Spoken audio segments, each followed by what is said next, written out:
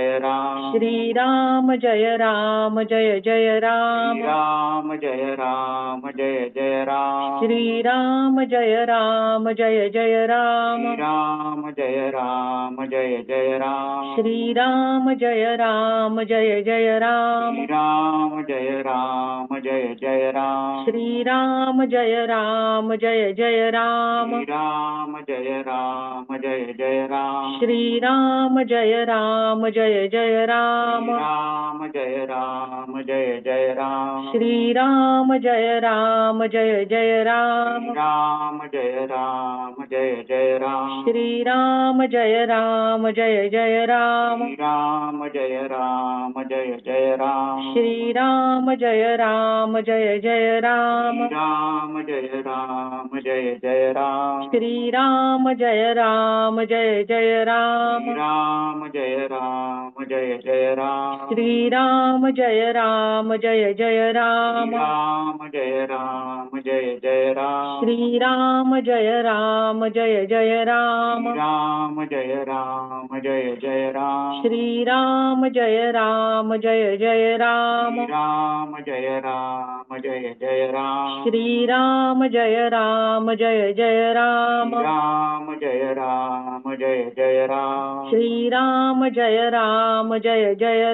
राम राम जय राम जय जय राम श्रीराम जय राम जय जय राम राम जय राम जय जय राम श्रीराम जय राम जय जय राम राम जय राम जय जय राम श्रीराम जय राम जय जय राम राम जय राम जय जय राम श्रीराम जय राम जय जय राम राम जय राम जय जय राम श्रीराम जय राम जय जय राम राम जय राम जय जय राम श्रीराम जय राम जय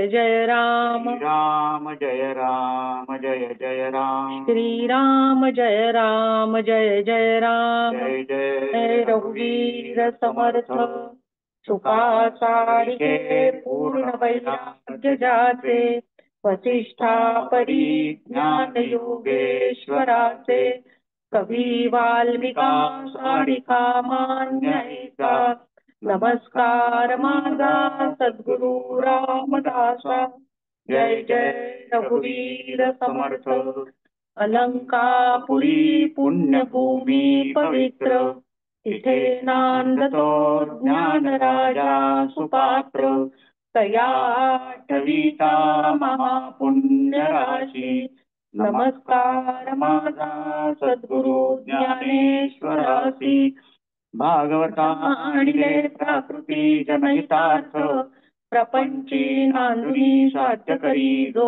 परमार्थ एकादशावरी टीका केली सुगमार्थ गाथा नमस्कार माझा सद्गुरु संत एकनाथा शांती ब्रह्म श्री एकनाथ महाराज की जय पुंडलिक वरदा हरी विठ्ठल श्री ज्ञानदेव तुकाराम पंढरीनाथ महाराज की जय.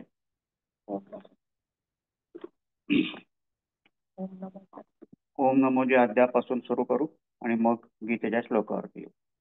ओम नमोजी आद्या वेद प्रतिपाद्या जय जय स्वसंवेद्या आत्मरूपा देवा तुची गणेशु सकलमती प्रकाशु म्हणे निवृत्ती दासु अवधारी जोजी अकार चरण युगल उकार उदर विशाल मकार महामंडल मस्तकाकारे हे तिन्ही एकवटले तेथे शब्द ब्रह्म कवळले ते मिया गुरुकृपा नमिले आदि बीज आता अभिनव वाग्विलासिनी जे चातुर्यार्थ कला कामिनी ते शारदा विश्वमोहिनी नमस्कारली मिया तैसा पुढत पुढती तोची मिया अभिवंदिला श्री गुरुची जो अभिलषित मनोरुची पुरविता तो कुंडलिक वरदा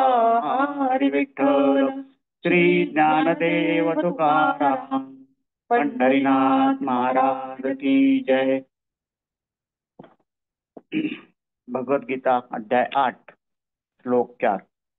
अधिभूतं क्षरो भाव पुरुषश्चारिदैवतम् अधियज्ञो हवे हमेवात्र देहे देहभृतां वर. आता अधिभूत जे म्हणिपे तेही सांगो साक्षेपे तरी होय आणि हारपे अभ्रजैसे तैसे असते पण आहाच नाही होई जे हे साच. जयाचे रूपा आणि ती पाच पाच मिळवून या भूता ते अधिकरुणी असे आणि भूत संयोगे तरी दिसे जे वियोग वेळे भ्रंशे नामरूपादिक तयाचे अधिभूत म्हणजे मग अधिदैव पुरुष जाणिजे जेणे प्रकृतीचे भोगिजे उपार्जिले जो चेतनेचा चक्षु जो इंद्रिय देशींचा अध्यक्षु जो देहास्तमानी वृक्षु संकल्प विहंगमाचा जो परमात्माची परी दुसरा जे अहंकार निद्रा निदसुरा म्हणून या स्वप्नींची या बोरबारा संतोषे शिणे जीव येणे नावे जया ते आळवी जे स्वभावे ते अधिदैव जाणावे पंचायतनींचे. आता येची शरीरग्रामी जो शरीर भावा ते उपशमी तो अधियज्ञू एथगामी पंडू कुमरा. येर अधिदैवी दैवाधिभूत तेही मीच कीर समस्त परी पंधरे किडाळ मिळत काय साके नोहे तरी ते पंधरे पण न मिळे आणि किडाचियाही अंशा न मिळे परी जवत असे दयाचे निमेळे तव साकेची म्हणजे तैसे अधिभूतादी आघवे हे अविद्येचे नि पालवे जाकले तव मानावे वेगळे ऐसे तेची अविद्येची जवनीक फिटे आणि भेदभावाची अवधी तुटे मग म्हणो एक होऊनी जरी आटे तरी काय दोन होती. कै पै केशांचा गुंडाळा ठेविली स्फटिक शिळा तेवरी पाहिली डोळा तो भेदली गमली पाठी केश परवते नेले आणि भेदले पण काय नेणो जाहले तरी टाक देऊनी सांदिले शिळे ते काही नाते अखंडची आयती परिसंगे भिन्न गमली होती ते सारिलिया मागवती जैसी का तैसी तेवी अहंभावो जाय तरी ऐक्यते आधीची आहे हेची साचे जेथ होये तो अधियज्ञू मी. पैगा आम्ही तुझ सकळ यज्ञ कर्मज सांगितले काजे काज मनी धरुनी तो हा सकळ जीवांचा विसावा नैष्कर्म्य सुखाचा ठेवा परी उघड करुनी पांडवा दावी जतासे. पहिले वैराग्य इंधन परिपूर्ती इंद्रियानळी प्रदीप्ती विषय द्रव्याची आहुती देऊनिया मग वज्रासन तेची उर्वी शोधनी आधार मुद्रा बरवी वेदिकारचे मांडवी शरीराचा तेथ संयमाग्नीची कुंडे इंद्रिय द्रव्याचे नि पवाडे पूजिती उदंडे युक्ती घोषे मग मनप्राण आणि संयमू हाची हवन संपरेचा संभ्रमू येणे संतोष विजे निधर्मू ज्ञानानळू ऐसेनी हे सकळ ज्ञानी समये मग ज्ञानते ज्ञेयी हारपे पाठी ज्ञेयची स्वरूपे निखिलवरे तया नावगा अतियज्ञू ऐसे बोलला जी जव सर्वज्ञू तय तव अर्जुन अति प्राज्ञू तया पातले ते हे जाणोनी म्हणितले देवे पार्था परिसतू आहासी बरवे या कृष्णाची या संतोषासवे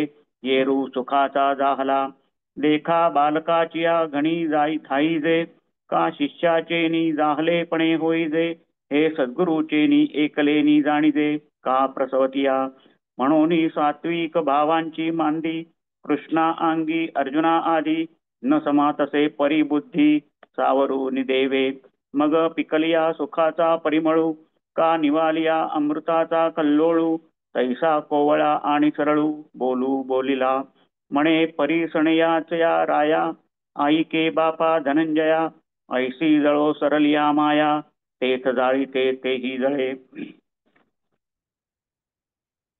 हे नरश्रेष्ठा अधिभूत म्हणजे नश्वर पदार्थ व जीव हाच अधिदैवत आणि या देहात अधियज्ञ देहभावाचा उपशमन करणारा मीच आहे.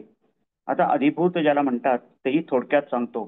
तर ज्याप्रमाणे ढग उत्पन्न होतात व लय पावतात त्याप्रमाणे ज्याचे अस्तित्व उगीच वरवर असते व न होणे हेच ज्याचे खरे स्वरूप आहे आणि ज्याला पंचमहाभूते एकत्र होऊन व्यक्त दशेला आणतात, जे पंचमहाभूतांचा आश्रय करून असते आणि पंचमहाभूतांचा संयोग पंचीकरण झाला तरच जे दिसते आणि पंचमहाभूतांचा वियोग झाला असता जे नामरूपात्मक शरीर नाशाला पावते त्याला शरीराला अधिभूत म्हणावे. मग अधिदैव म्हणजे पुरुष समजावा.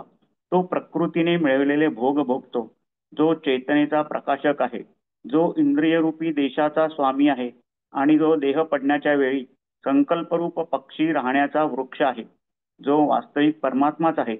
पण जो दुसरा वेगळा झाला कारण की त्यास अहंकार रूपी झोप येऊन द्वैत भासात्मक स्वप्नाच्या व्यवहाराने तो संतोष पावतो व कष्टी होतो. ज्याला जीव या नावाने स्वभावता बोलतात त्याला पंचभूतात्मक शरीर रूपी घरातील अधिदैव समजावे. आता याच शरीर रूपी गावामध्ये जो शरीर भावाला देहाहंकारादिकांना नाहीसे करतो तो या शरीरातील अधियज्ञ अर्जुना मी आहे. इतर अधिदैव अधिभूत तेही सर्व खरोखर मीच आहे. परंतु अस्सल सोने डाकाला मिळाले तर ते हिणकस होत नाही काय? वास्तविक या सोन्याचा उत्तमपणा मळत नाही आणि ते सोने किडाच्या भागाबरोबर तद्रूप होत नाही. पण जोपर्यंत ते उत्तम सोने किडांच्या मिलाफाने असते तोपर्यंत त्याला हिणकसच म्हटले जाते. त्याप्रमाणे अधिभूत वगैरे हे सर्व जोपर्यंत अविद्येच्या पदराने झाकलेले आहेत तोपर्यंत वेगळे असे समजावेत. तोच अविद्येचा पडदा काढला म्हणजे द्वैत भावाची हद्द संपते. मग हे एकमेकांना मिळून तद्रूप झाले असे जर म्हणावे तर पहिल्या प्रथम ते का दोन होते? केसांचा गुंडाळा आहे व त्यावर स्फटिकाची शिळा ठेवली तर ती वरून डोळ्याने पाहिली असता फुटलेली दिसते. नंतर केस त्या स्फटिकेपासून दूर काढले मग त्या शिळेचा फुटकेपणा कोठे गेला ते कळत नाही. तर डाग देऊन त्या शिळेला जोडले काय? तर नाही, ती मूळची अखंड होती तशीच आहे. परंतु केसांच्या संगतीने भंगलेली दिसत होती. ते केस दूर केल्यावर पुन्हा ती मूळची जशी अखंड होती तशीच आहे. त्याप्रमाणे अहंकार गेला तर ऐक्य मूळचेच आहे. हा प्रकार खरोखर जेथे घडतो तो अधियज्ञ मी आहे.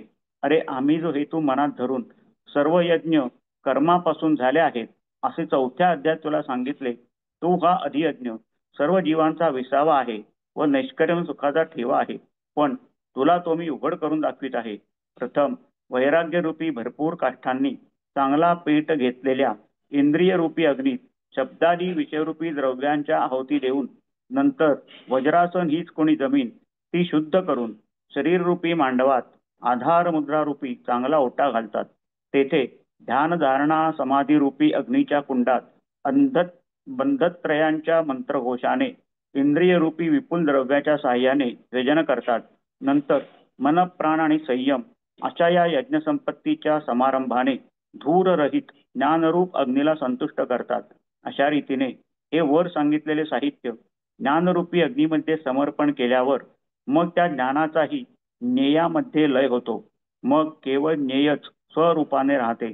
त्यास अधियज्ञ असे नाव आहे. असे सर्वज्ञ श्रीकृष्ण ज्यावेळेस म्हणाले त्यावेळेस अर्जुन अतिशय बुद्धिमान असल्यामुळे त्याच्या ते लक्षात आले. हे लक्षात येऊन देव म्हणाले, अर्जुना तू चांगल्या तऱ्हेने ऐकत आहेस. ह्या कृष्णाच्या संतोषाने अर्जुन आनंदित झाला. पहा, लहान मुलांच्या तृप्तीने आपण तृप्त व्हावे किंवा शिष्याच्या पूर्ण होण्याने आपण कृतार्थ व्हावे हे एक जन्मरात्री आई किंवा सद्गुरूच समजतात.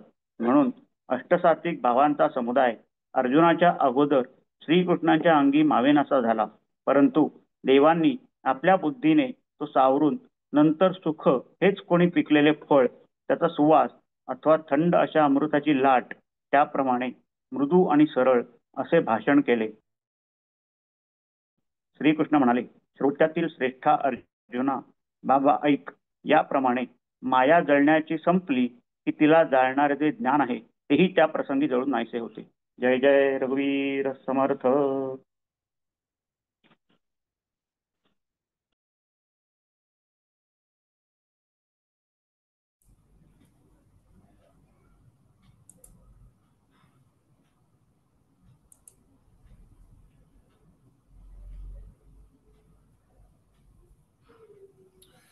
जय जय रघुवीर समर्थ.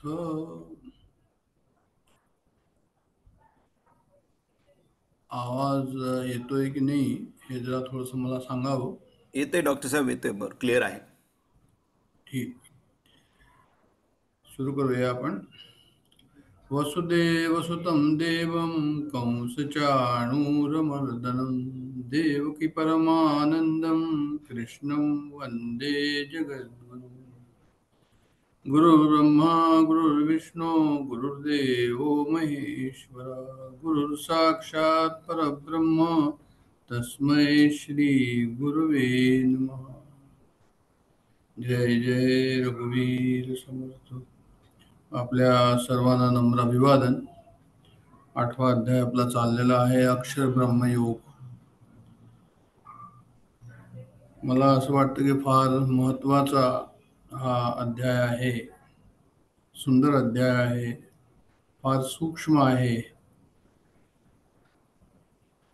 भगवंताची पहचान ज्याला आपण म्हणतो, ईश्वराची ओळख ज्याला आपण म्हणतो, परमेश्वराची ओळख ज्याला आपण म्हणतो, ती या अध्यायामध्ये जी आहे ती सांगितलेली आहे. आणि ती थ्रिलिंग आहे. जेव्हा आपण हे सर्व पाहतो त्यावेळेस आपल्याला असं वाटतं की अरे, परमेश्वराला आम्ही अशा प्रकारे ओळखलं पाहिजे, असं ते या ठिकाणी म्हणतात.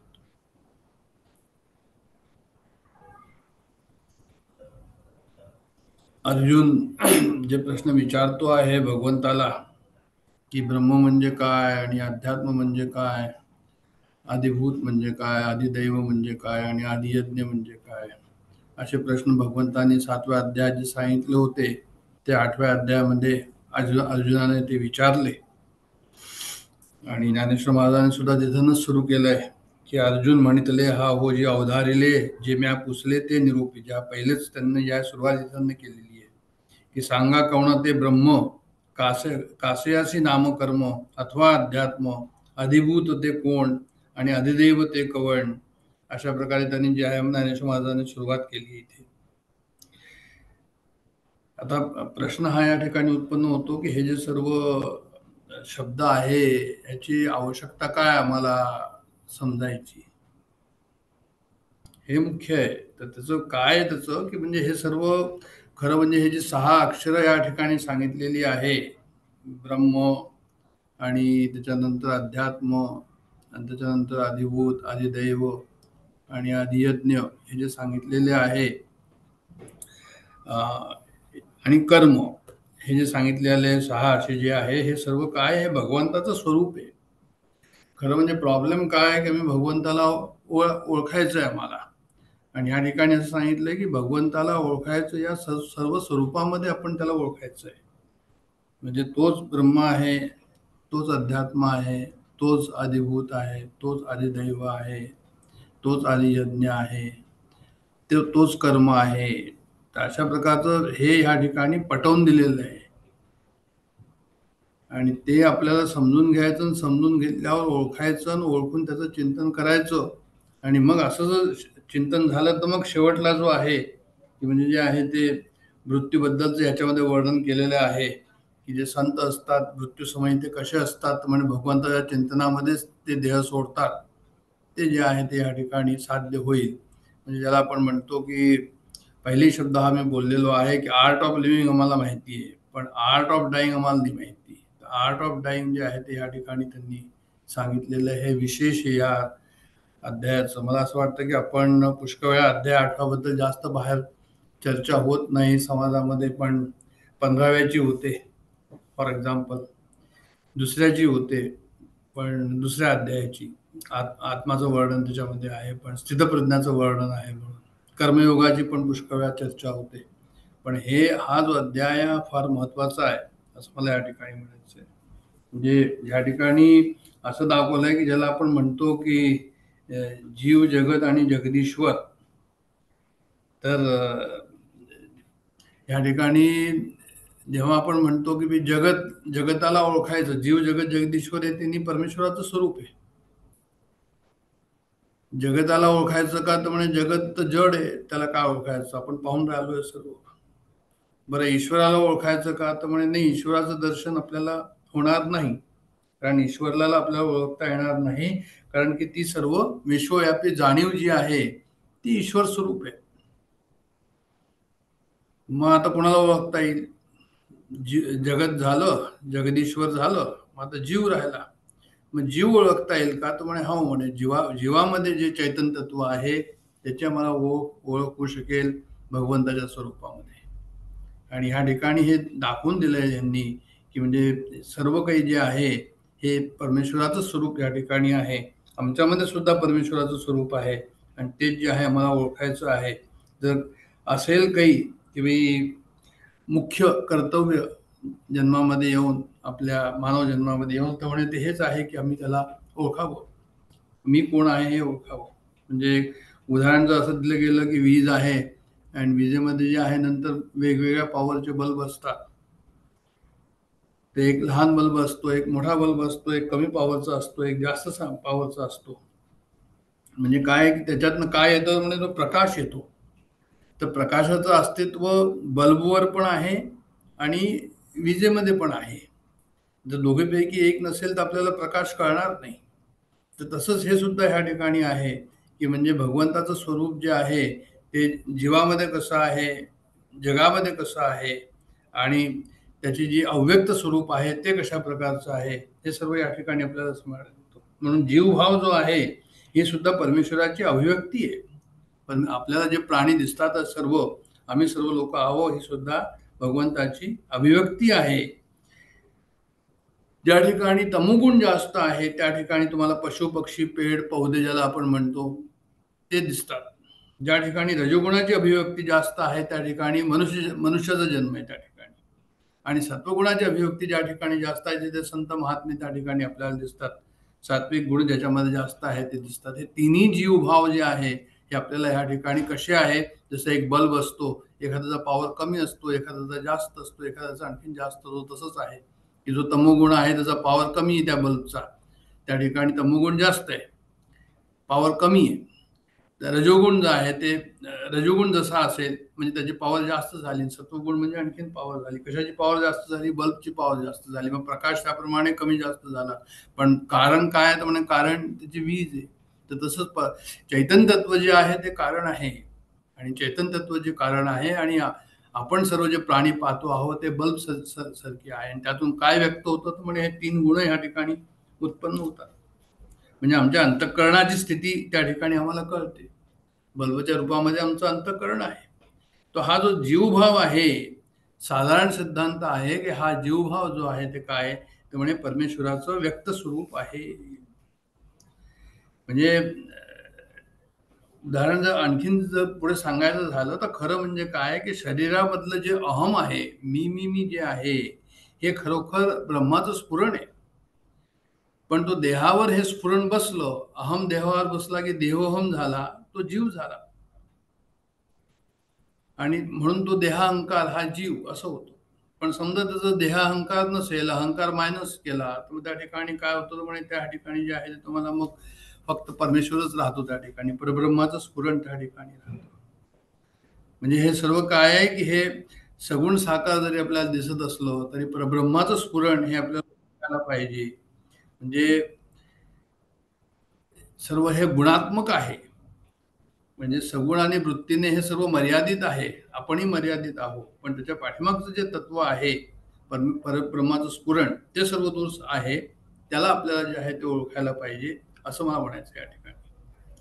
तर अशा प्रकारे परमेश्वराला आम्ही पूर्ण रूपाने ओळखावं हा त्याच्या पाठीमागचा उद्देश आहे. समग्रम परमेश्वराने भगवंताने असं म्हटलंय 7व्या अध्यायाच्या सुरुवातीला की मी तुला पूर्णपणे हे सर्व सांगेन, हे ज्ञान तुला देईल, अशा प्रकारचं त्यांनी वर्णन केलेलं आहे.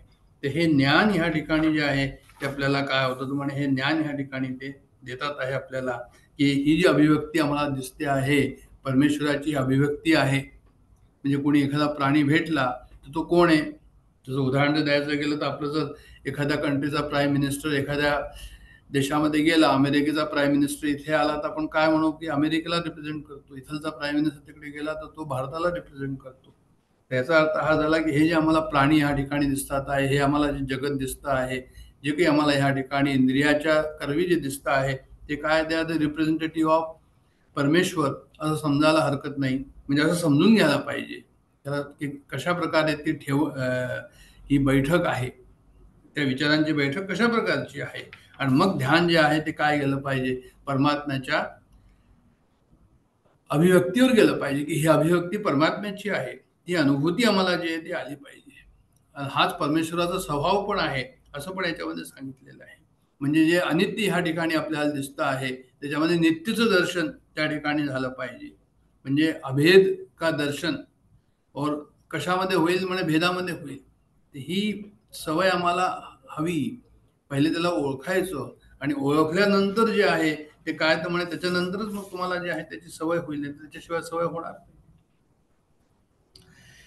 तर सांगायचं तात्पर्य असं की किती महत्व आहे ह्या अध्यायाचं हे ह्या ठिकाणी मला सांगायचंय. म्हणजे जसं आपण ह्या ठिकाणी म्हटलं की हा अध्याय जो आहे तो आम्हाला ही दृष्टी देतो की आम्ही परमेश्वराकडे कशा प्रकारे पाहायला हवं, समग्र रूपाने कसं पाहायला हवं. आणि इथलचे प्रश्न सुद्धा अशा प्रकारचे आहे की ब्रह्म म्हणजे काय, अध्यात्म म्हणजे काय, तर तसेच तसे ऑब्जेक्टिव्ह प्रश्न असतात. जसं त्यांनी म्हटलं की बा अच्छा सांगा की देशाचा प्राईम मिनिस्टर कोण आहे, मग ते 2-3 त्या ठिकाणी ऑप्शन्स दिले आणि त्याला टिक मार्क करायचंय. तर तशाच प्रकारचं ह्या ठिकाणी सुद्धा आहे की ब्रह्म म्हणजे काय, तर म्हणे अक्षर ब्रह्म परम. अध्यात्म काय, म्हणे स्वभाव अध्यात्म उच्यते. त्याच्यानंतर कर्म काय, तर म्हणे भूतभाव उद्भव करो विसर्ग हा कर्मसन्निध. त्याच्यानंतर जे आहे ते दुसरं त्याच्या पुढचं आहे, आणखी त्याच्या पुढचं अशाच प्रकारचं आहे की अधिभूत म्हणजे काय, तर म्हणे अधिभूतम क्षरो भाव. तसंच अधिदेव म्हणजे काय, तर पुरुषच्च आदिदैवतम, पुरुषच्च आदिदैवतम आणि अधियज्ञो हमे मात्र. मी स्वतःच अधियज्ञ आहे, मी स्वतःच परमेश्वर सर्व जीवांमध्ये आहे. तशा प्रकारची उत्तरं या ठिकाणी 6 प्रश्न आणि 6 उत्तरं जी आहेत दिली ती सुद्धा अशाच प्रकारची दिली. खटाखट ज्याला म्हणतात आणि उत्तर, अशा प्रकारचं हे सुंदर वर्णन या ठिकाणी केलं आहे. तर आपण आता आजचा आपला उद्देश काय आहे, आजचा उद्देश आमचा हा आहे की आम्ही हे थोडंसं पाहिलेलं आहे भगवद्गीतेच्या साह्याने. फक्त 7वा प्रश्न शेवटला अजून पाहिलेला नाहीये की प्रयाण काळे जे आहे ते जे संत लोक आहेत ते कसे तुझ्या समोर जातात, तुझी आठवण कशी ठेवतात. तर हा प्रश्न आपण जरी बाजूला ठेवला असता तरी हे 6 प्रश्न जे आता मी बोललो ते सर्व प्रश्न आपण भगवद्गीतेच्या अनुषंगाने पाहिलेले आहे.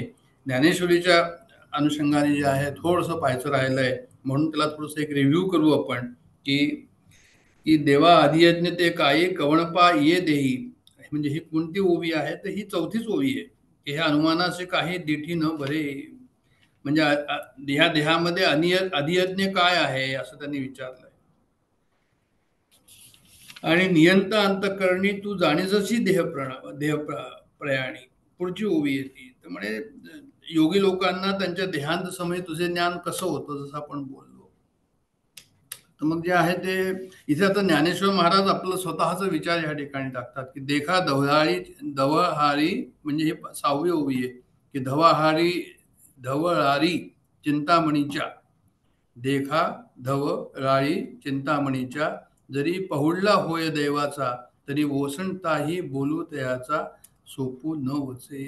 म्हणजे चिंतामणीने निर्मित करून घरात जर एखादा भाग्यवान झोपला तर तो जरी बरळला काहीही बोलला तरी त्याचे बोल व्यर्थ जात नाही असं यांनी या ठिकाणी म्हटलेलं आहे. म्हणजे काय झालं की चिंतामणीच्या मंदिरामध्ये जर कोणी झोपला असेल तर ते सुद्धा सुदैवच आहे. आणि झोपेत जरी बळबळला तरी तो बळबळलेला व्यर्थ जात नाही असं त्यांना म्हणायचंय. त्याचा बोल व्यर्थ जात नाही. कारण असं का, त्यामुळे चिंतामणीच्या प्रभावाने त्याचं सर्व बोलणं खरं ठरतं असं त्यांना म्हणायचंय. मंदिरामध्ये झोपलेला आहे तो भाग्यवान आहे, काही पण बरळला तरी त्याचं बोलणं खरं ठरणार. त्याप्रमाणे अर्जुनाने प्रश्न विचारताच कृष्णाचंही जे आहे त्यांनी बोलू लागले. तैसे अर्जुनाची या बोला सवे आले त्याची म्हटले देवे, परिये सेगा बरवे जे पुसले तेव्हा. आपण तर लवकर पुढे जाणार आहोत कारण पाहिलेलं आहे पहिले हे. किरीटी कामधेनूच्या पाडा, म्हणजे किरीटी म्हणजे अर्जुन, किरीटधारी, किरीटीन असे त्याचे विशेष त्याचे हे आहे विशेषण आहे. कल्पतरूचं आहे मांदोळा म्हणून मनोरसिद्धीची या चाडा तो नवल नव्हे. कामधेनूचा पाडा म्हणजे कामधेनूचा हा वत्स आहे अर्जुन, आणि तो सर्वांची इच्छा पूर्ण करते ते कोण, म्हणे कामधेनू. आणि मग ती कामधेनू आपल्या बच्चाला उपाशी ठेवेल का पाडा, तर म्हणे शक्यच नाही. म्हणून मग श्रीकृष्ण सुद्धा जे आहे ते अर्जुनाची इच्छा पूर्ण करत आहे असं त्यांना म्हणायचंय. कारण की अर्जुन सुद्धा कल्पतरूच्या झाडाखालीच बसलेला आहे या ठिकाणी. मग कृष्ण कोपोनी जासी मारी तो पावे ब्रह्मसाक्षात. ज्याला कृष्ण मारतात त्याला सुद्धा जो आहे तो काय होतो, म्हणजे मोक्ष होतो. जसं उदाहरण शिशुपालाचा वध केला तर त्याला मोक्ष झाला. मग ज्याच्यावर ते कृपा करतील त्याला मोक्ष होणार नाही का? मा कृपेने उपदेश करी तो कैशापरी न पावेल. तर म्हणून जे कृष्णजी होय जे आपण ते कृष्ण होय आपुले अंतःकरण, मग संकल्पाचे अंगण ओळगती सिद्धी. म्हणजे त्यांना असं म्हणायचं आहे की भक्त जो आहे तो कृष्णाचाच जर सखा आहे, कृष्णाचं जर तो भजन करतो आहे, मग त्या ठिकाणी जे आहे ते त्याचा जो कृष्ण संकल्पच आहे, तर संकल्पाच्या अंगणात सिद्धी हात जोडून उभ्या असतात असं रूपक ज्ञानदेवानी या ठिकाणी उजवलेलं आहे. तुम्ही जर कृष्ण कृष्ण म्हणत राहा तर सर्व सिद्धी त्या ठिकाणी आहे.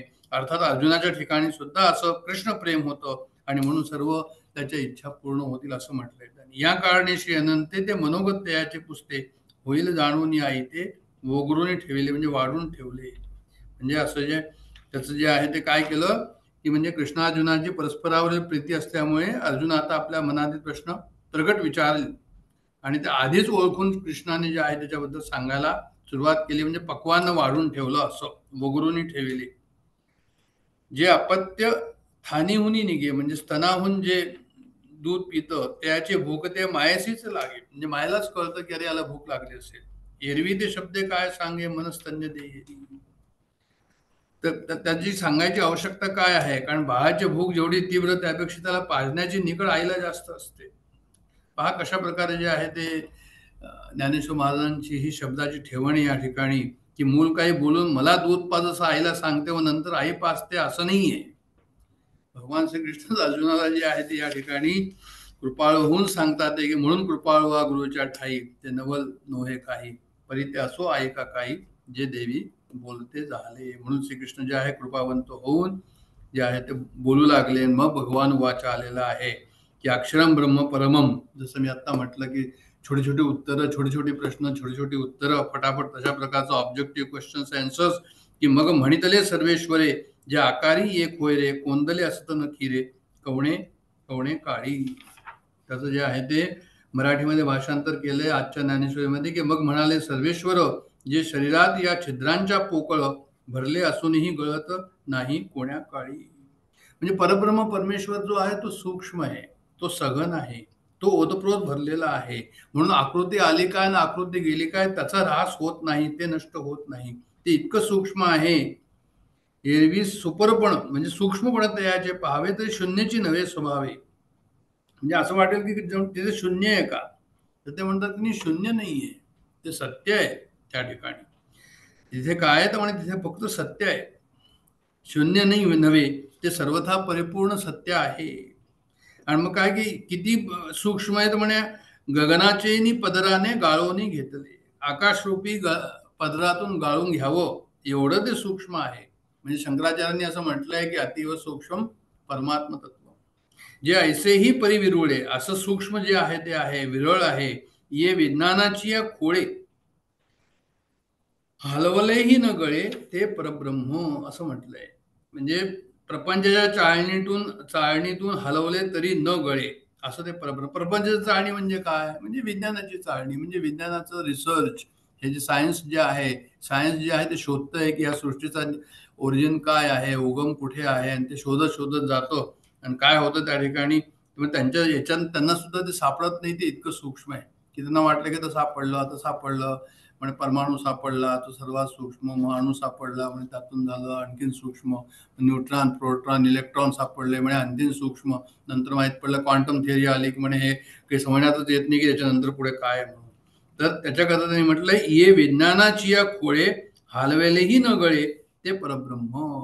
ते परब्रह्म जे आहे ते विज्ञानाच्या यांनी सुद्धा आपल्याला बाय मीन्स ऑफ सायन्स कळत नाहीये. आणि आकाराचे झालेपणे जन्मधर्मात येणे आकार लोपे निमणे नाही काही. आता काय की हा देहाचा आकार झाला आहे, असं नाही की आकार नाही झाला. पण जन्मधर्माचे नेणे म्हणजे परमेश्वराला काही जन्म झालेला आहे असं नाहीये. परमेश्वराचं जन्माचा धर्म नाही असं. आकार लोपी निमणे नाही काही, म्हणजे आकार जाईल पण ह्यांचा काही मृत्यू होतो असं नाही त्या ठिकाणी, असं त्यांना म्हणायचंय. शरीर लोपता लोपणे किंवा जन्मधर्माशी येणे असं काही नाहीये परमेश्वराचं. ऐशिया आपुल्याची सहज स्थिती ज्या ब्रह्माची नित्यता असते त्या नाम सुभद्राप्रती अध्यात्मका. अशी आपली जी सहज स्थिती आहे, ब्रह्माची सहज स्थिती काय आहे तर म्हणे जे आहे ते अध्यात्म आहे. म्हणजे ब्रह्माची सहस्थिती काय आहे, जीवात्मा आहे असं म्हणायला हरकत नाही. जीवात्मध्ये जो परमेश्वराचा अंश आहे ती परमेश्वराची काय तर म्हणे ती सहज स्थिती आहे. आणि त्याला ते काय म्हणतात, आपण जसं पाहिलं ब्रह्म, निर्गुण निराकार तत्व जे आहे ते ब्रह्म आहे. आणि सगुण साकार म्हणजे आपल्याला जे जीवात्मा ज्याला आपण म्हणतो, आता खरं म्हटलं म्हणजे त्याचाच आविर्भाव, त्याचं जे आहे ते प्रगटीकरण जे आहे ते जीवात्मा म्हणून परमेश्वराचं आम्ही जे समजतो ते कसं आहे तर म्हणजे त्याला ते अध्यात्म असं म्हणतात. अद्य आणि आत्मा, आत्मा जो आहे तो आपल्या याच्यामध्ये अद्य त्या प्राण्यामध्ये आला की त्याला अध्यात्म म्हणतात. तो त्या ठिकाणी संकुचित झाला असं म्हणूया. आत्मा संकुचित नाही झालेला आहे, पण बाकी जे आहे ते आपल्याला असं मर्यादित सर्व त्याचं जे वाटतं प्राण्याचं तर त्याला ते अध्यात्म म्हणतात. तर पुढे आपण पाहू की त्यांनी असं म्हटलंय की शेवटली ओवी जी आहे की जया ब्रह्माची नित्यता असती 19व्या ओवीमध्ये. म्हणजे काय की त्याचं नित्यत्व हेच अध्यात्म आहे. म्हणजे प्रत्येक प्राण्यामध्ये परमेश्वराचा जो अंश आहे तो नित्य आहे. तो आम्ही ओळखून घ्यावा, तो समजून घ्यावा आणि तेच नित्यत्व, त्याला ते अध्यात्म असं म्हणतात. नंतर मग गगनी जेवी निर्मळे नेणो कैची एक वेळे उठती घनपटळे नाना वर्णे. निर्मळ आकाशात एकदम अचानक काय होतात म्हणे ढग येतात. त्याप्रमाणे काय झालं तर ते कसं निर्माण झालं जग याच्याबद्दल म्हणतात ते. तसे अमूर्ती विशुद्धे महदादी भूत भेदे ब्रह्मांडाचे बांधे ह्याची लागती. तशाच प्रकारे जे आहे की ह्याच अमूर्त निराकार याच्यामध्ये काय झालं म्हणे अध्यात्म म्हणजे आत्मा स्वतः, त्यावर महत आदी विविध तत्वाचा म्हणजे त्यावर जे आहे ते जसं मी सांगितलं आता की त्या परब्रह्मच्या स्फुरणावर जे आहे ते मन बुद्धी जे आहे याचं लेपन झालं. तर तसं सृष्टीचं म्हणजे जे आहे सृष्टीतील घटकांचं जे हे आहे वेगवेगळे घटक आहे ते सर्व नंतर त्याच्यानंतर निर्माण झाले. म्हणजे महत्त्व पहिल्यांदा निर्माण झालं म्हणजे बुद्धीपासून सुरुवात झाली. आपल्याला माहिती आहे बुद्धी आहे, मन आहे, नंतर जे आहे ते प्राण आहे, मग देह झाला अशा प्रकारे. तर ह्या घटकांच्या भेदामुळे ब्रह्मांडे निर्माण होऊ लागली. मग ते पै निर्वकल्पाची बरडी फुटे आदी संकल्पाची विरुडी आणि ते सवेची मोडी मोडोनी ये धोंडी ब्रह्मगोळकाच्या. म्हणजे या ठिकाणी म्हटलंय की निर्विकल्पाच्या माळराणी कोंब आदी संकल्पाचे फुटुनी आणि ते लगेच बहरुनी येती आकारी ब्रह्मगोलकाच्या. म्हणजे एकोहम बहुस्या, मी एकटाच आहे बहु व्हावं असा आद्य संकल्प ब्रह्मदेवाच्या जाणीवेत उगवला आणि तो अंकुर तो मोड लवकर जो आहे तो समोर ब्रह्मांड रूपी गोलकाच्या समुदायामध्ये त्याचं रूपांतरण झालं असं म्हणतात येते. तर अंकुरापासून पुढे वृक्ष होतो. ते रूपक ब्रह्मांड निर्मितीविषयी ज्ञानेश्वर महाराजांनी या ठिकाणी योजलेलं आहे. त्या एकेकाच्या भीतरी पाहिजे. त्या ब्रह्मांडाच्या आतमध्ये जर पाहायला गेलं तर काय तो बीजाचाची भरला देखील सर्वदूर त्याच्यामध्ये जीवगणिक मूळ संकल्पाचे बीजच त्या ठिकाणी आहे असं म्हटलं त्यांनी. सर्वत्र काय बीजच दिसून येतात. माझी होतिया जातिया नेणीजे लेख जीवा, याचा अर्थ केला आहे त्यांनी की मध्यंतरी होती जाती ना कळे हिशोब जयांचे. म्हणजे जे आहे ते काय होतं त्या ठिकाणी की म्हणे हे सर्वत्र हे बीज दिसून येतात पण किती जीव देहधारणा करून जन्मास आले व किती मेले याची गणतीच जे आहे ते करता येत नाही. ते असीम संख्या आहे असं. मग त्या ब्रह्मगोलकांचे अंशांश प्रसवती आदी संकल्प संहास म्हणजे असीम असंख्य, प्रसवती आदी संकल्प असंख्य असं म्हणा. हे असो ऐसी बहु असं सृष्टी वाढे. अशा प्रकारे ही सृष्टी वाढते. परी दुजेन विना एकला, आणखीन कोणी नाहीये. परब्रह्मची संचला, परब्रह्मच हे सर्व पूर्ण सृष्टीमध्ये जे आहे ते संचलो. एकत्वाचा आला पूर जैसा. म्हणजे याला जे आहे ते काय झालं अनेकत्व निर्माण झालं त्या ठिकाणी. तैसे समविषमत्व नेणो कैसे. आता हाच जर सर्वदूर आलेला आहे तरी पण जे आहे ते समविषमत्व कसं आलं ते माहीतच त्यांनी कळलं. वायाची चराचर रचई म्हणजे जे आहे व्यर्थची सजीव निर्जीव रचले गेले आणि पाहता प्रसवतीया योनीचे लक्ष दिसती. म्हणजे प्रसवणाऱ्या योनीचे किती योनी दिसल्या म्हणजे लाखो योनी दिसल्या. आता हे सृष्टी निर्माण कसं झालं असं सांगितलं या ठिकाणी. पुढची ओवी जी आहे ती 27वी ओवी आहे की येरी जीवभावाची पालविये काही मर्यादाच करू नये पाहिजे कवण हे आगवे विये तव मूळ ते शून्य. म्हणजे 27वी ओवी आहे ज्याचं भाषांतर केलं यांनी की इतर जीवभावाच्या पालवीचे काही मर्यादाच करू नये पाहू जाता कोण हे अवघे प्रसवे तर मूळ ते शून्य. म्हणजे त्यांना असं म्हणायचं या ठिकाणी की हे ब्रह्मांड गोलकाचे अंश व त्याचेही आणखीन अंश सगळे मिळून महाप्रचंड असं आद्य संकल्प उत्पन्न करतात. त्याचं किती वर्णन करायचं. म्हणजे ही सृष्टी किती मोठी आहे असं सांगायचं आहे त्यांना की सृष्टीचा खूपच विस्तार आहे असं आम्ही म्हटलं तरी पुष्कळ आहे. की पुष्कळ किती मोठी आहे सृष्टी म्हणे खूप मोठी आहे असं म्हटलं तरी पुरे. पण तिथे परब्रह्मच केवळ सर्वत्र भरलेले असते. म्हणजे या सर्वांमध्ये जे आहे ते काय आहे सृष्टी कितीही मोठी झाली आणि त्याचं वर्णन आम्हाला करता आलं नाही. सर्वदूर आम्हाला बीजच बीज असे दिसतात ते आणि सर्व सृष्टी दिसते तरी पण ते म्हणतात त्या ठिकाणी की केवळ परब्रह्मच सर्वत्र भरलेलं आहे. अनेकपणाचा पूर आला असं म्हणावं तर या ब्रह्मांडाला समविषम असे काही नसते. म्हणजे म्हणूनही करता मुदल न दिसे आणि सेखी म्हणजे अंती कारणही काही नसे माझी कार्याची आपसे वाढू लागे.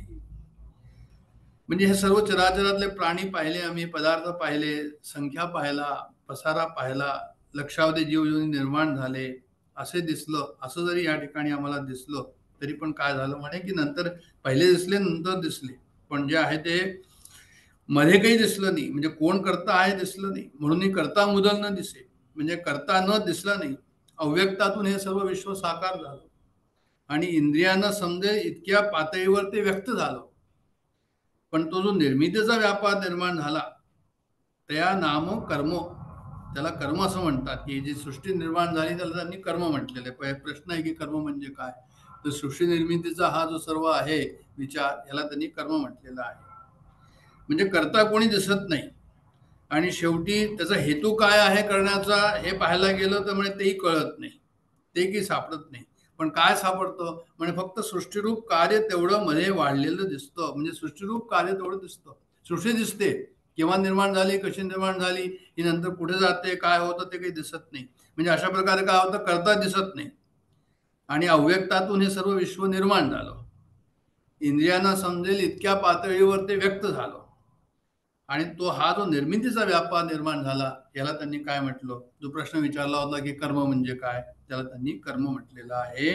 म्हणजे जसं याच्यामध्ये म्हटलेलं आहे त्यांनी की जीव भूतभाव उद्भव कर विसर्ग कर्म संनिता.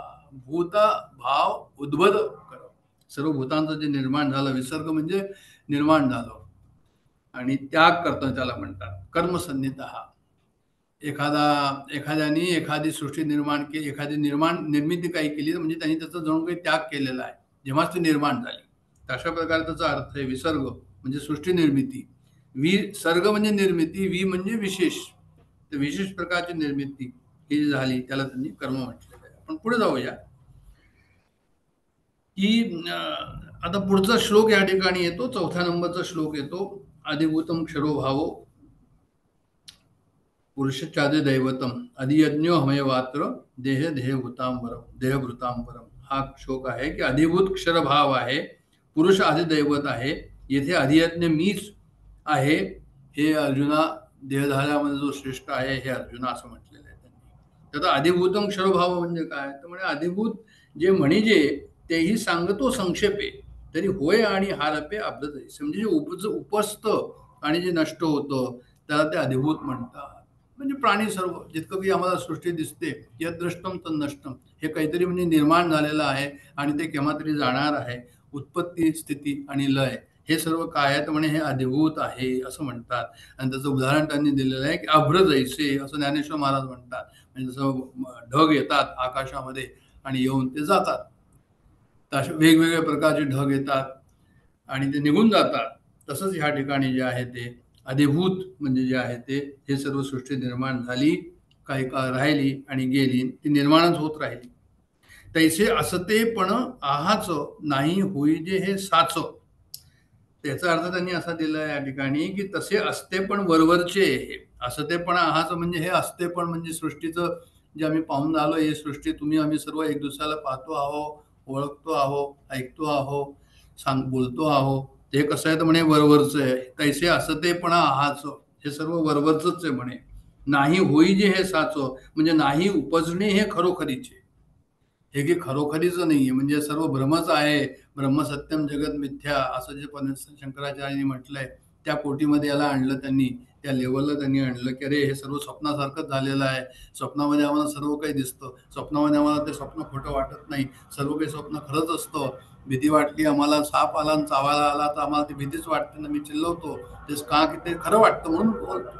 तर तसंच या प्रकारचं जसं स्वप्न आम्हाला स्वप्नामध्ये खरं वाटतं, तसंच हे जग सुद्धा असं ते पण आहाच हे वरवच जरी असलं तरी नाही होईजे हे साच, हे खरोखरच नाहीये. ज्यास रूप आणि ती पाच भूते मिळून या. ह्याला कुणी आणलेलं आहे रूपाला तर म्हणे पंचमहाभूतांनी याला रूपाला आणलेलं आहे असं त्यांना म्हणायचंय. भूता ते अधिकरोनी असे आणि भूत संयोगे तरी दिसे, जे वियोग वेळे भ्रंशे नामरूपाधिक. म्हणजे भूतांना आश्रय येऊन हे सर्व जग आहे, भूताला आश्रय आणि भूत संयोगाने ते दिसते. भूतांच्या संयोगाने दिसतं म्हणजे काय, पंचमहाभूत एक दुसऱ्यात कालवले गेली, मिळली आणि त्या पंचमहाभूतामधनं जे आहे ते आम्हाला हे सर्व दिसतं. भूतांच्या वेगळे होताना भ्रंशे नामरूपाधिक, म्हणजे जे आहे ते संयोगानंच जे आहे ते दिसतं, भासतं आणि ती जर वेगळी पडली की त्याचं नाव आणि आकार दोन्हीही नष्ट होतात. पंचमहाभूत जेव्हा जातात तेव्हा म्हणे काय, आता प्राण सुद्धा पंचमहाभूतामध्येच येतं ना, तर प्राण गेला की गेलं सर्व. तर तशाच प्रकारचं आहे की नाव आकार त्यावर दोन्ही नष्ट होतं. तर असं त्यांनी दाखवलंय की त्याचं हे सर्व कसं आहे, असं का म्हटलं त्यांनी की येतो आणि जातो आणि वियोग वेळ भ्रमशे नामरूपाधिको, असं म्हणायचा अर्थ काय आहे. ह्याचा अर्थ हा आहे की ते आभासात्मक आहे, तो सर्व आभास आहे.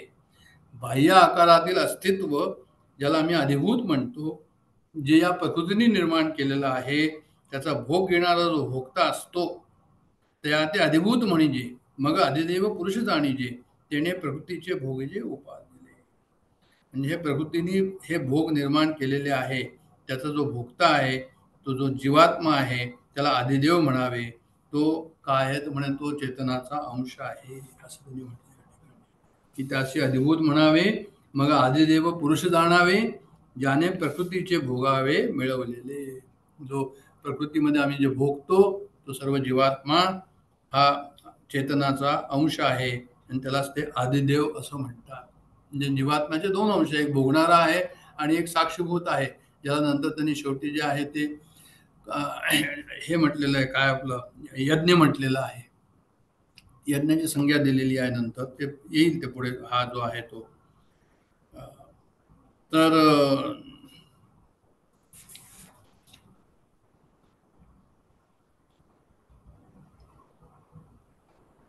अधियज्ञ असं नाव त्याला दिलेलं आहे. जो साक्षीभूत आत्मतत्व आहे त्याला अधियज्ञ म्हटलेलं आहे. आणि जो हा भोक्ता आहे जीव, त्याला त्यांनी सांगितलं या ठिकाणी की प्रकृतीपासून निर्माण झाला आहे, तो प्रकृतीचा तो भाग आहे आणि हा जीव भोक्ता आहे, त्याला अधिदेव म्हणावे. हा दैवी चेतन अंश कसा असतो त्याच्याबद्दलचं जे वर्णन आहे की जो चैतन्याचा चक्षु, जो इंद्रिय देशीचा अध्यक्षु, जो देहास्तमानी वृक्षु, संकल्प विहंगमाचा. हे सुंदर वर्णन या ठिकाणी आहे की ते काय म्हणतात की जो चेतनेचा नेत्र आहे, जो इंद्रिय देशीचा अध्यक्ष आहे, म्हणजे हा जो वासनात्मक देह आहे, जो जीवात्मा त्याचा अंश त्याचा अध्यक्ष आहे, जो देह असताचे वेळी वृक्ष संकल्प रूपी पक्षाचा. म्हणजे काय होतं की जेव्हा शरीर जातो, हा अधिदेव अंश जो आहे तो काय करतो, तो म्हणजे तो जो आहे तो त्या ठिकाणी दृश्य देहाचा हा अध्यक्ष आहे आणि मृत्यूच्या वेळी तो निष्प्राण होतो. पण अधिदेव म्हणजे काय? जाणीवेचा जो दिव्य अंश आहे तो मरणोत्तर संकल्पाचे पक्षी याचाच वृक्षवत आश्रय करतात. म्हणजे जो आहे तो वासनात्मक देह तो आहे.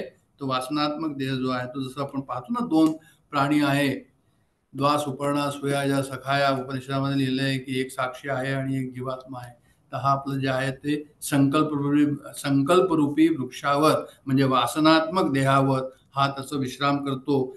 जेव्हा मृत्यू होतो देहाचा त्यावेळेस मग परत जेव्हा त्याला वेळ मिळते मग परत हा देहामध्ये येतो.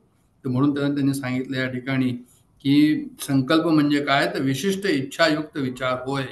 आमच्या मनामध्ये जर काही राहिलेलं आहे आणि ते राहिलेलं जे आहे ते देह जर चालला गेला किंवा जाऊ लागला मग तेच जे आहे ते काय होतं की ते इच्छायुक्त विचार जे आहे ते संकल्पात्मक जो आहे तो वासनात्मक जो देह आहे तो त्या ठिकाणी वृक्षावर तो वेट करतो. म्हणजे असं की तो वेट करतो सूक्ष्म देह आणि तो नंतर जेव्हा योग्य वेळ येईल त्यावेळेस जे आहे त्यांनी काय केलं की तो परत तो जन्माला येतो. तो हा मनोमय कोशातनं विशिष्ट आकार धारण करून ते विचार सजीवप्रमाणे क्वचित पक्षी सदृश्य म्हणूया त्याला अशा आकाराने ते बाहेर पडतात वासनात्मक देव आणि त्या व्यक्तीला किंवा वस्तूला लक्ष करून ते निघालेले असतात आणि तेथपर्यंत अतिवेगाने अंतरिक्षातून जातात. संकल्प विहंगम म्हणजे पक्षी आहे संकल्पाचा, म्हणजे कोण? आपलं सूक्ष्म शरीर म्हणजे आपला वासनात्मक देह म्हणजे आपल्या ज्या इच्छा पूर्ण राहिलेल्या आहेत देह जाताना त्या संकल्प विहंगम हा शब्द ज्ञानदेवांनी या मनोवैज्ञानिक सत्याला समोर ठेवून योजलेला आहे. तर जो परमात्माची परी दुसरा खरं म्हणजे काय की हा परमात्माच आहे, कारण जीवा चेतनेचा अंश त्याच्यामध्ये आहे. पण अहंकार निद्रा निधसुरा म्हणजे अहंकार रूपी निद्रेत काय असतं म्हणजे तो मग्न असतो. म्हणजे जो परमात्माची परी दुसरा परी अहंकार निद्रेत निजला म्हणून स्वप्नांच्या व्यवहाराने संतोषी शिवी.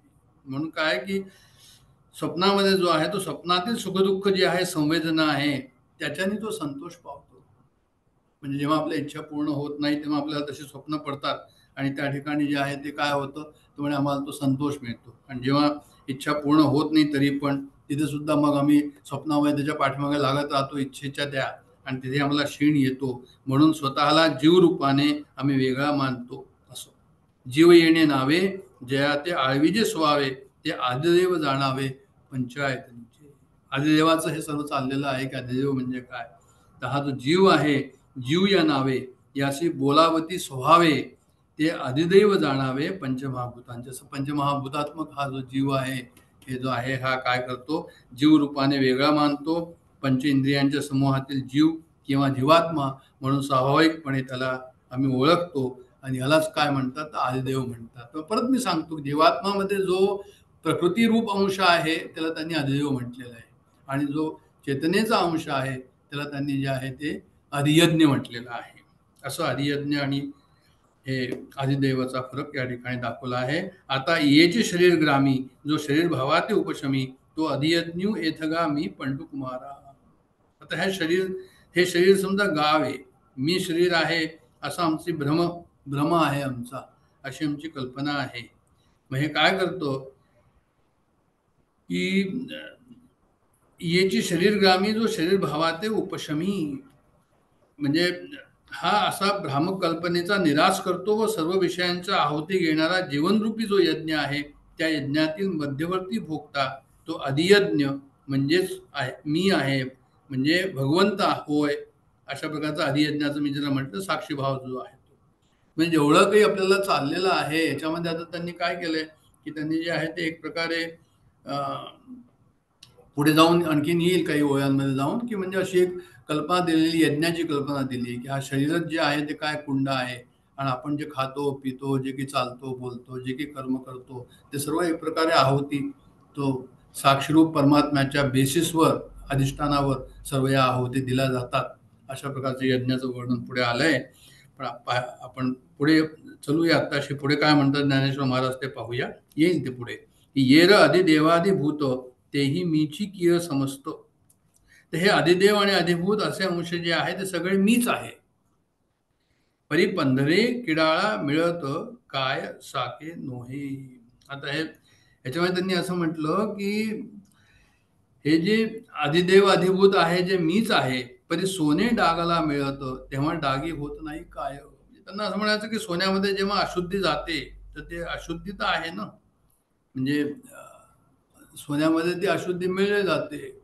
पण याचा कन्सेप्ट त्यांनी पुढे जाऊन असं सांगितलं आहे की सोनं आहे आणि हिनकस आहे, दोन्ही जरी मिळालं तरी दोन्ही सांगितलंय त्यांनी. सोनं आणि हिनकस मिळाल्यानंतर तुला हिनकस म्हणावंच लागेल की बा हिनकस आहे तिथे, तरी पण सोनं सोनंच आहे, प्युअर आहे, तेही त्या ठिकाणी आहे असं पुढच्या ओमेने सांगितलंय की तरी ते पंधरेपण न मिळे, म्हणजे तर सोनं सोनंच राहतो, ते शुद्ध राहतो, तरी सोने पण न मिळे आणि किडाचियाही अंशा न मिळे आणि डागाच्याही अंशा न मिळे.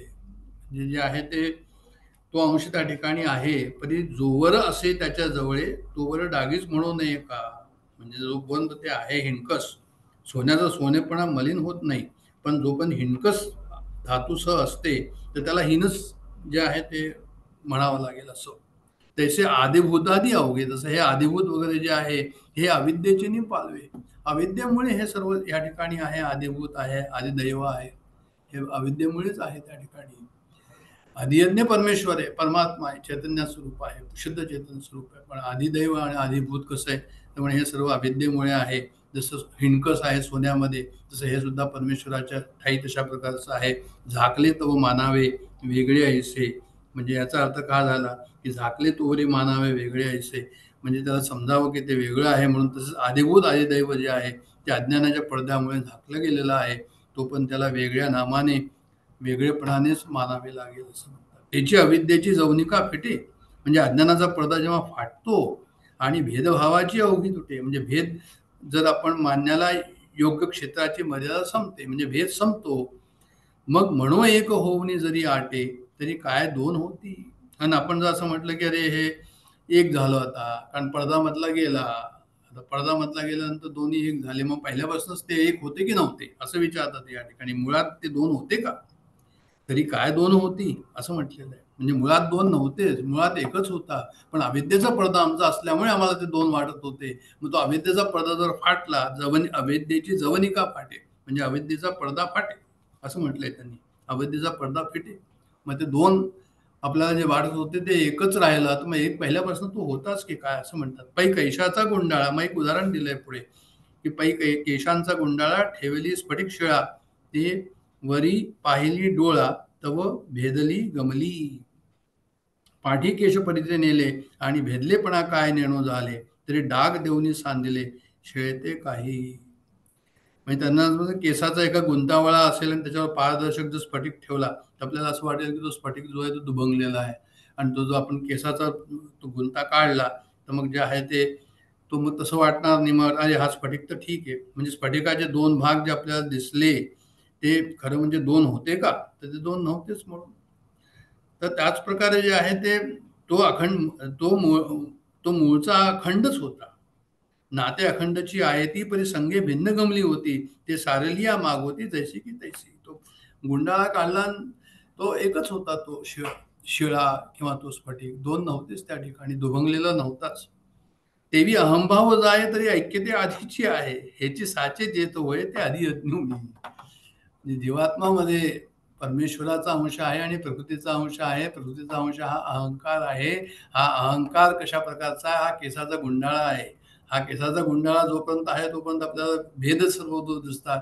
पण हा अहंकार जर गेला, केसाचा गुंडाळा गेला, तर आदियज्ञ मी, परमेश्वर म्हणतात मी स्वतःच तो आहे, ते वेगळा थोडी आहे.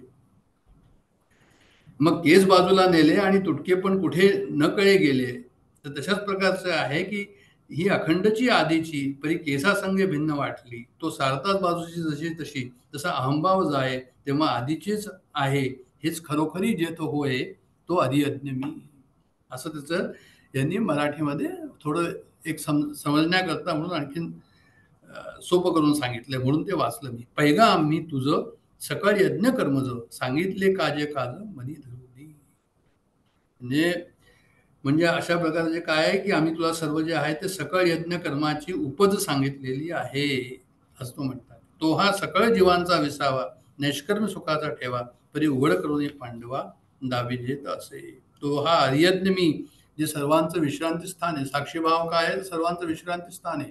शुद्ध चैतन्य स्वरूप साक्षीभाव दृष्टा आहे. कसं आहे तर जीवाचं विश्रांती स्थान आहे. कर्मरहित अवस्थेतील सुख याच ठिकाणी असते. हेच खरे गोड आहे. आणि मी तुला जे आहे ते काय करतो की सांगितले आहे जे कारण मनी धरुनी, की हे जे आहे आता उघड करून पांडवा दाखवित आहे असं म्हटलंय त्यांनी 47व्या ओळीमध्ये. आणि 48व्या ओळीमध्ये काय म्हटलेलं आहे की आपण ह्या 58 पर्यंत जाणार आहोत, नंतर थांबणार आहोत. तर 48वी ओळी आपली झाली आहे की आधी वैराग्य इंधनाची परिपूर्तता, म्हणजे आधी वैराग्य इंधन परिपूर्ती, इंद्रियानळी प्रदीप्ती, विषय द्रव्याची आहुती देऊन या. म्हणजे काय करायचं की पहिले वैराग्य इंधन परिपूर्ती, प्रथम वैराग्य रूपी भरपूर काष्टांनी प्रदीप्त झालेल्या इंद्रियरूपी अग्नीत शब्द स्पर्श रसोपगंध या विषयाचे द्रव्य हवन करावे. आता जे मी हवन करायला म्हटलं होतं तर ते हवन काय आहे तर म्हणे इंद्रियरूपी आमचे जे विषय आहे त्याचं हवन करायचं. म्हणजे मनात विरक्ती असल्यामुळे कानावर कोणताही ध्वनी पडला तर मन आसक्त होत नाही, मन चिडत नाही, मन शीतल राहतं, किंवा उष्ण स्पर्शानेही मन विचलित होत नाही. उत्तम किंवा वाईट रूप पाहून ओढ घेते किंवा विटणे काही होत नाही दोन्हीपैकी. विविध रस चाखण्याचे आकर्षण जिभेला उरत नाही. सुगंध दुर्गंधाने सुद्धा तो मोहित किंवा विषण्ण होत नाही. अशा प्रकारे विषय इंद्रियांना स्पर्श करतात पण जणू काय त्या ठिकाणी जळून जातात. म्हणजे याला ती यज्ञाची हे दिलेली आहे की एकदा तुम्ही साक्षीभावामध्ये गेला की तुम्हाला जे आहे ते ह्या विषयाबद्दलचं जे चांगलं आणि वाईट, चांगले प्रभाव आणि वाईट प्रभाव, आवडणं न आवडणं हे सर्व काय होतं म्हणजे निष्प्रभ होतो असं त्यांनी लिहिलेलं आहे. आणि नंतर वज्रासन म्हणजे योग मार्गात कुंडलिनी जागृतीसाठी ज्या आसनाचा उपयोग होतो त्याच्याबद्दल सांगितलंय की हीच भूमी म्हणजे स्थैर्य देणारी भूमिका करावी, म्हणजे भूमी शुद्ध झाली. मी त्यांना असं म्हणायचं तुम्ही साक्षीभाव त्या ठिकाणी ठेवा. आपल्याकरता जे आहे ते एवढंच आहे या ठिकाणी. वज्रासन म्हणजे की त्या स्थितीमध्ये आम्ही राहावं. ती जे आहे वज्रासन काय की म्हणजे त्या आसनाचा तो प्रयोग आहे. म्हणजे त्याचे आम्ही जे आहे ते काय करावं, हा शरीरामध्ये जणू काही हा यज्ञ चाललेला आहे आणि त्याच्यामध्ये ती आहुती द्यावी, वैराग्य त्या ठिकाणी ठेवावं, विरक्ती ठेवावी.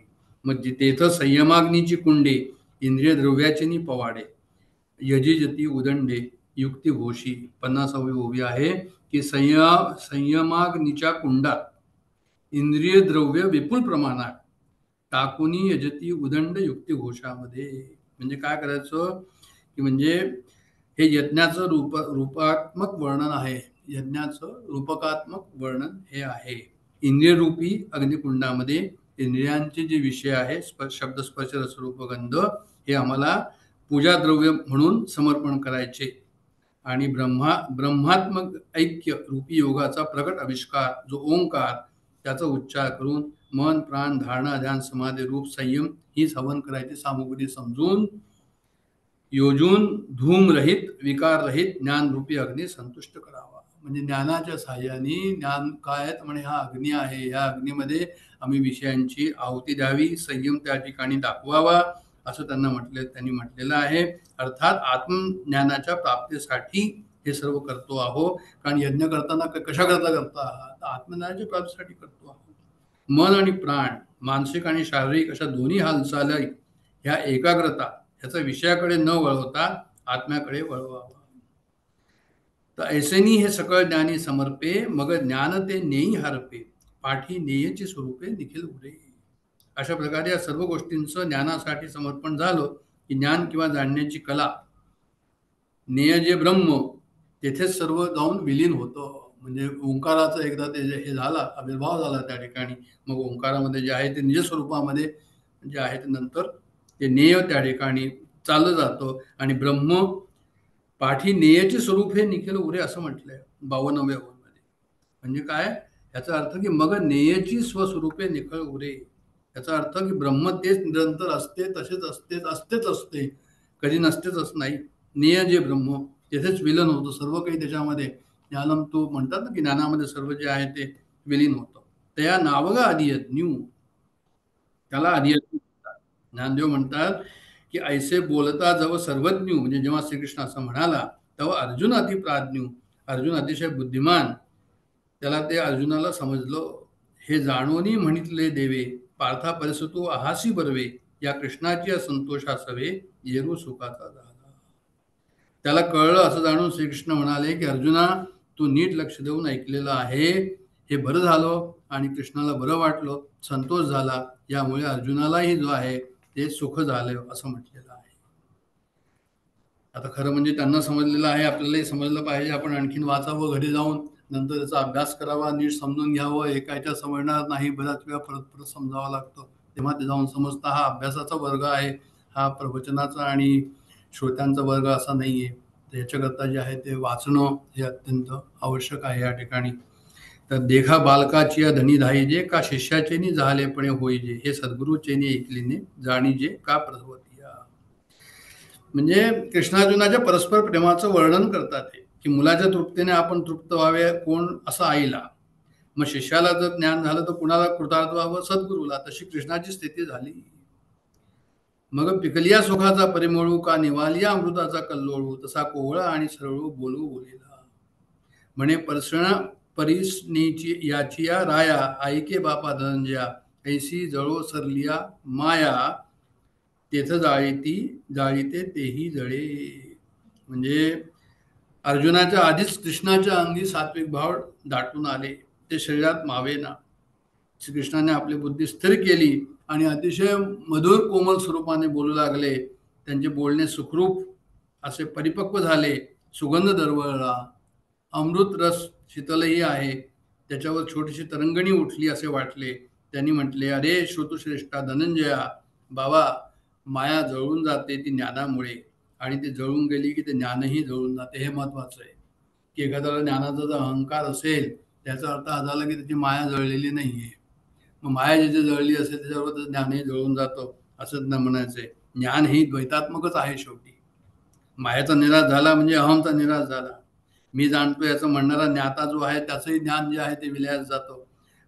कारण द्वैत ही मुळात माया आहे, हीच अविद्या आहे. मग ही जोपर्यंत जाणार नाही, माया जोपर्यंत जळणार नाही, तोपर्यंत म्हणजे माया जर जळली तर ज्ञानी जळायलाच हवं त्याच्याबरोबर. खूप उत्तम विचार आहे या ठिकाणी, आपल्या सर्वांनी लक्षात ठेवायला हवा. आता मी या ठिकाणी थांबतो आहे.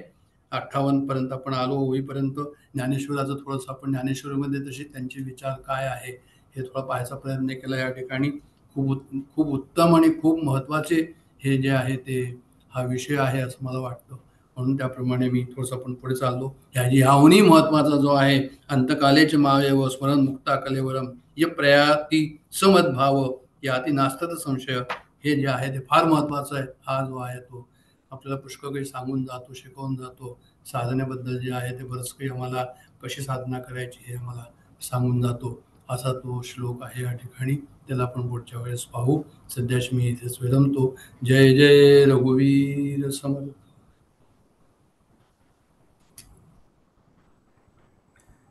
नमस्कार. ओंकार साधनेचा अभ्यास आपण करणार आहोत. सुरुवात प्राण आकर्षण क्रियेने करूयात. आपण जिथं बसलेला असाल तिथं कम्फर्टेबली बसा. खाली बसला असाल तर क्रॉसलेग सुखासन, पद्मासन, अर्ध पद्मासन किंवा वज्रासन. खुर्चीत बसला असाल तर ताट बसा. बॅक स्ट्रेट, नेक स्ट्रेट, नजर समोर, डोळे बंद. ब्रीथ इन करताना मनातल्या मनात सो म्हणायचं आहे. ब्रीथ आउट करताना मनातल्या मनामध्ये हम म्हणायचं आहे. ब्रीथ इन सो, ब्रीथ आउट हम, सो हम, सो हम, सो हम, सो हम, सो हम, सो हम, सो हम, सो हम, सो हम, सो हम, सो हम, सो हम, सो हम, सो हम, सो हम, सो सो. स्टॉप. आपण 5 वेळा ओंकार करणार आहोत. सुरुवातीला 3 वेळा ओंकार, 1 मिनिटाचं ध्यान, त्यानंतर 2 ओंकार. आपला जेवढा श्वास आहे त्या अर्ध्या श्वासामध्ये उ म्हणायचं आहे, राहिलेल्या अर्ध्या श्वासामध्ये मकार करायचं आहे. आध्यात्मिक प्रगतीसाठी मकार जास्त केलेला कधीही चांगला. ओंकार हा घंटा नदीसारखा दीर्घ असावा. तेलाच्या धारेसारखा अखंड आणि शंखानादसारखा गंभीर असावा. एक्सेल. घर्षण निघतो पूरक.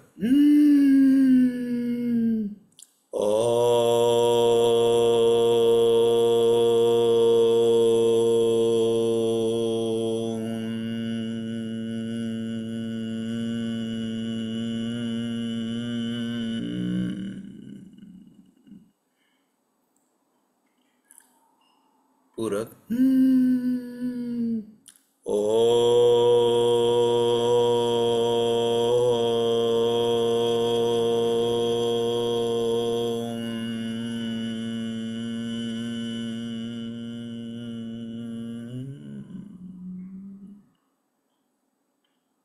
पूरक.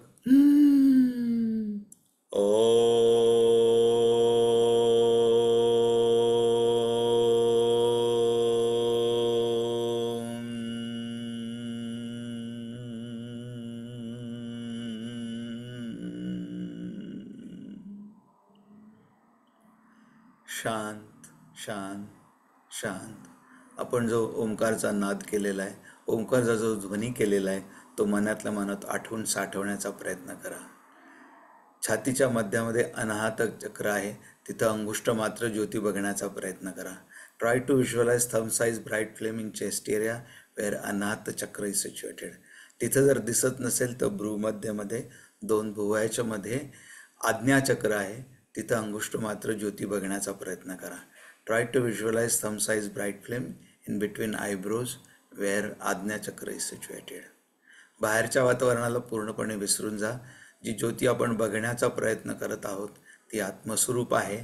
आत्मस्वरूपाशी एकरूप होण्याचा प्रयत्न करूया.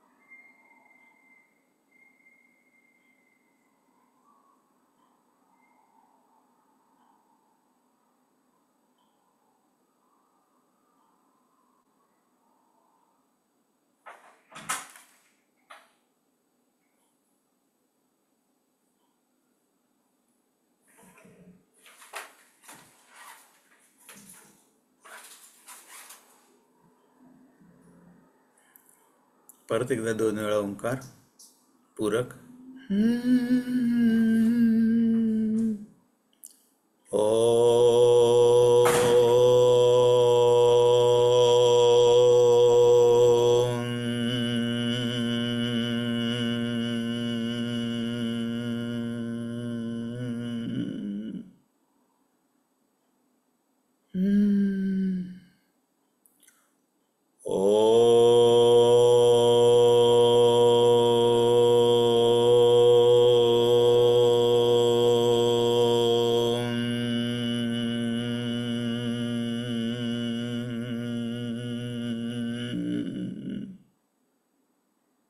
दोन्ही हाताचं घर्षण.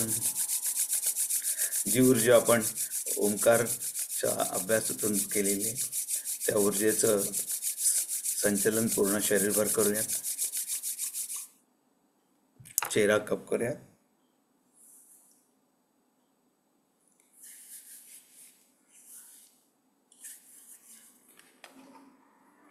हरिओम.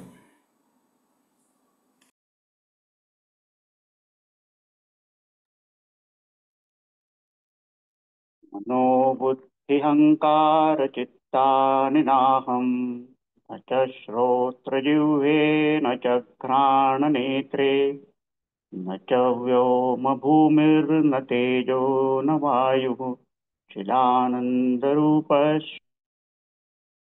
शिवोऽहं शिवोऽहम् न च प्राणसंज्ञो न वै पञ्चवायु न वा सप्तधातुर्न वा पञ्चकोशा न वाक्पाणिपादौ न चोपस्थपायुः चिदानन्दरूपः शिवोऽहं शिवोऽहम् न मे द्वेषरागौ न मे लोभमोहौ मदो नैव मे नैव मात्सर्यभावः न धर्मो न चार्थो न कामो न मोक्षः चिदानन्दरूपः शिवोऽहं शिवोऽहं न पुण्यं न पापं न सौख्यं न दुःखं न मन्त्रो न तीर्थं न वेदा न यज्ञाः अहं भोजनं नैव भोज्यं न भोक्ता चिदानन्दरूपः शिवोऽहं शिवोऽहं न मे मृत्युशङ्का न मे जातिभेदः पिता नैव मे नैव माता न जन्म न बन्धुर्न मित्रं गुरुर्नैव शिष्या चिदानन्दरूपः शिवोऽहं शिवोऽहम् अहं निर्विकल्पो निराकाररूपो विभुर्व्याप्य सर्वत्र सर्वेन्द्रियाणां सदा मे समत्वं न मुक्तिर्न बन्धः चिदानन्दरूपः शिवोऽहं शिवोऽहम् चिदानन्दरूपः शिवोऽहं शिवोऽहम् चिदानन्दरूपः शिवोऽहं शिवोऽहम्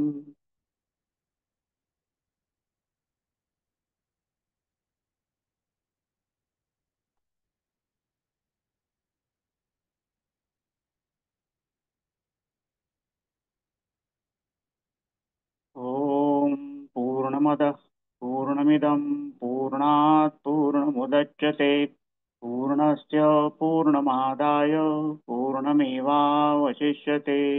ॐ शान्ति शान्ति शान्तिः हरि ओम्